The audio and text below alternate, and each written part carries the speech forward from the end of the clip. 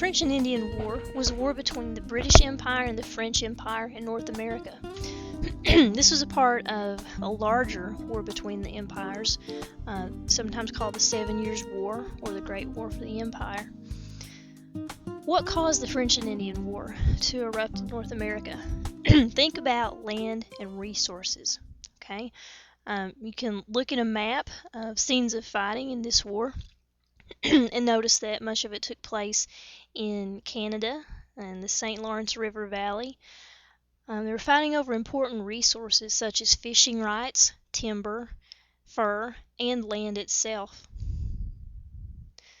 The crisis erupted in 1754 when a young Virginian by the name of George Washington led some troops against Fort Duquesne, a French post in present-day Pennsylvania.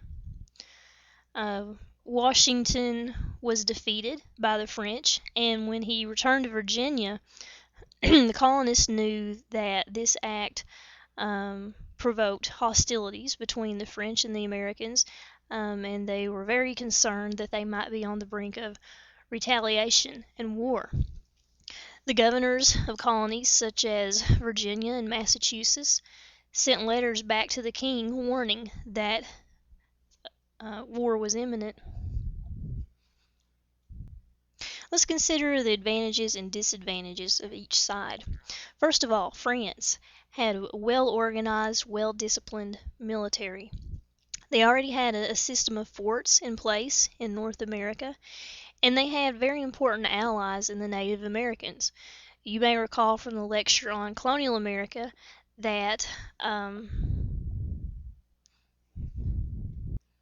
that was the first lecture, that the French had a good relationship generally with the Native Americans.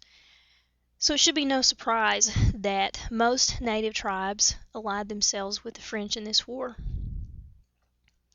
What about England? When it comes to manpower, England had a very clear advantage.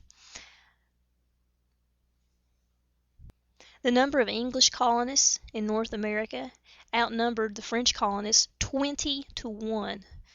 That's a huge ratio, 20 to 1. So, of course, having the American colonists on their side as a part of the British Empire was a huge advantage. Whereas the French had a well-organized, well-disciplined military, here England was disadvantaged. To some, the American colonists were already enjoying too much democracy, too much freedom.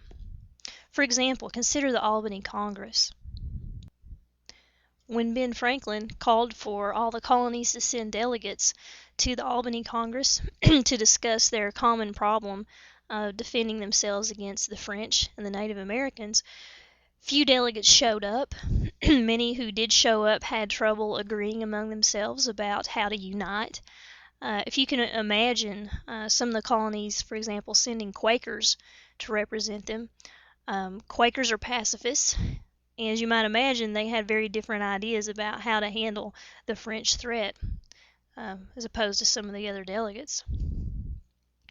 The war got off to a rough start for the British Empire, and by the year 1756, with the war in full swing across the globe, not just in North America, William Pitt had to take a chance, make a gamble. This is sometimes referred to as Pitt's Gamble. Think about it. The British and the French are fighting in Europe as well as North America. Pitt knows that if he invests more men, more money, more resources in North America in order to turn the tide and win the war there, he's making England vulnerable. Think about how close France is to England. They're only separated by the English Channel. Pitt took this gamble, and of course England survived, and the tide did begin to turn in North America. In 1758, this became quite evident. For one thing, the French, previous to that time, had had a blockade, which England was finally able to take, and then blockade major river routes from the French.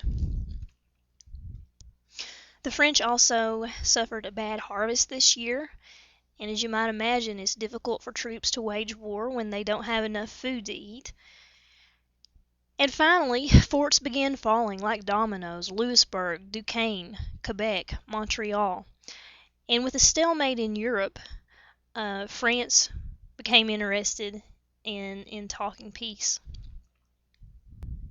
In the peace treaty of 1763, France gave up nearly all of its territory in North America. From that point on, Britain took control of Canada, the Ohio Valley, all the land east of the Mississippi River. The Louisiana Territory to the west of the Mississippi River was transferred from the French to Spanish control. In addition to large exchanges of territory, this war was also significant in terms of pride and impressions. Okay, of course, the British Empire came out of the war with pride in their victory, and they had a very poor impression of the American colonists. Not only did they make a bad impression with the Albany Congress, they were also often reluctant to volunteer as troops, to volunteer money and supplies that the British requested. Keep this in mind when we discuss the American Revolution later. This will help you understand why England underestimated the ability of the Americans to come together and fight for independence. Speaking of independence, although during the French and Indian War, England and its American colonies were important allies, and they were far away from talking about declaring independence from England, this war is important in terms of establishing a sense of independence because the French threat was removed. Think about it. The American colonists had been very much dependent on England's protection as long as they had the French enemy in their backyard. Once the French were removed, there seemed to be less of a need to depend on England. And finally, there was the Proclamation of 1763, where Britain declared that American colonists could not settle west of the Appalachian Mountains. Their reason for doing this was that settling west of the mountains would risk starting more war, running into trouble with Native Americans who resented their moving in on their land. Remember, they had just fought a long, expensive war against the French Empire, which was very costly, and they wanted to avoid such conflict in the future. As reasonable as those reasons may seem, many colonists resented this, and some we know, think about Daniel Boone leading settlers into Kentucky around this time, obviously went ahead and moved on against Britain's orders. Finally, one very significant part of the outcome of the French and Indian War is that it left England with a massive war debt. War can be expensive, and whereas I mentioned before, during most of the colonial period, England had an attitude of salutary neglect towards the colonies, to a great extent letting them do their own thing, have a lot of independence, and get by with breaking the rules. After 1763, this would change. Under pressure to raise more revenue to pay off this huge war debt, England would expect the Americans to do more of their share. The first major attempt to do this came under the Grenville Program. When Grenville set forth the Sugar Act of 1764, this was an external tax, a tax on imported items such as molasses. Now, let me emphasize that this was an external tax. This wasn't unprecedented. Before this time, England had exercised the right to make money off of external trade. But this caused resentment in the colonies. Again, this was a serious effort to collect revenue from the colonies. And when colonists objected about taxation without representation, well, they had an important point to make. It's true that the American colonists did not elect members of Parliament to represent them. But England argued that they had something called virtual representation. What is virtual representation? Virtual is a funny word. If you think about virtual reality, well, it looks real, but it's not really. If someone tells you that something is virtually true, look out. That means it isn't quite true. Well, virtual representation means that although the colonists weren't technically represented in Parliament because they didn't elect representatives, they were pretty much represented anyway, virtually, because members of Parliament supposedly were looking out for their interests. Okay, to many colonists this was a joke. They didn't count on members of Parliament to represent them when they weren't actually elected to represent them. Another part of the Grenville Program was the Stamp Act of 1765. Unlike the Sugar Act, this was an internal tax, a tax on paper documents. For example, wills, deeds, packs of playing cards. This is different from an external tax because it's not on imported items. It's on paper goods that could be produced, bought, and sold within the colonies. This is different. It's not that England had ever denied having the right to pass an internal tax, but they had neglected to do so. So this certainly caused an uproar in the colonies. They reacted with the Stamp Act Congress, and the Sons of Liberty had their own type of reaction. The Virginia resolutions were passed against the Stamp Act. With all of this opposition, England responded with repealing the Stamp Act, taking it back. It looks at first like England gave in. They're showing signs of weakness. However, they also passed the Declaratory Act in 1766, where they declared that they still claimed the right to do so. If they were to change their mind tomorrow, they claimed they could come back and pass such a tax again. In a way, that's saving face. And then there were the Townshend duties beginning in 1767. These duties were taxes on certain import items like tea, glass, and paper. Again, the colonists reacted with opposition. One example was the Massachusetts Circular, circulated through the colonies, protesting the Townshend duties. The colonists joined together in a boycott of these items in order to avoid paying the duties. And once again, England responded by repealing the Townshend duties. That looks like they're showing signs of weakness, right? But they left one in place. They repealed the duties except for those on tea. The tea tax remained.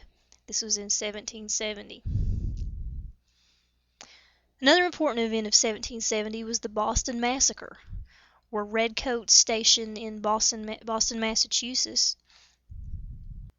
fired upon American colonists who were throwing rocks packed in snowballs at them. As you might imagine, this added to the intensity of bitter feelings between the colonists and the British. In 1773, the Tea Act came about. The East India Tea Company was having financial difficulties, and the British Empire decided to grant them basically a monopoly on the tea trade with the colonies. They would be able to cut out the middleman, sell tea fairly cheap to the colonists, and at first you would think the colonists would have no problem with this. But keep in mind, the tea tax was still in place. Many colonists felt this was an attempt to trick them into paying a tea tax that they were opposed to by principle.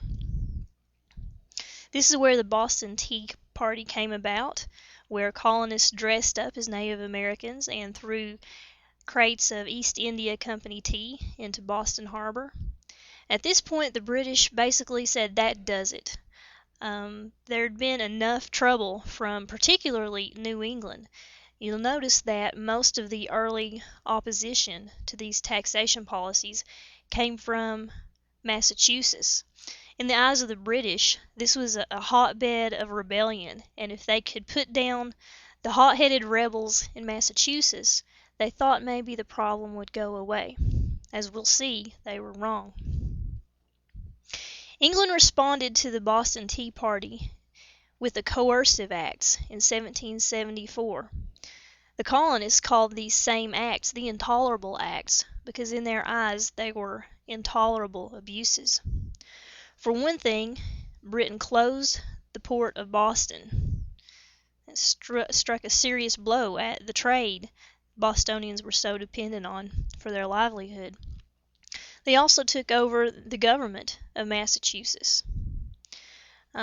These acts provided for a change of venue for British troops accused of crimes, thinking that they would face too much bias if they were tried by a jury of colonists.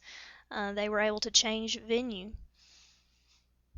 Of course, this concerned colonists, afraid that redcoats could literally get away with murder.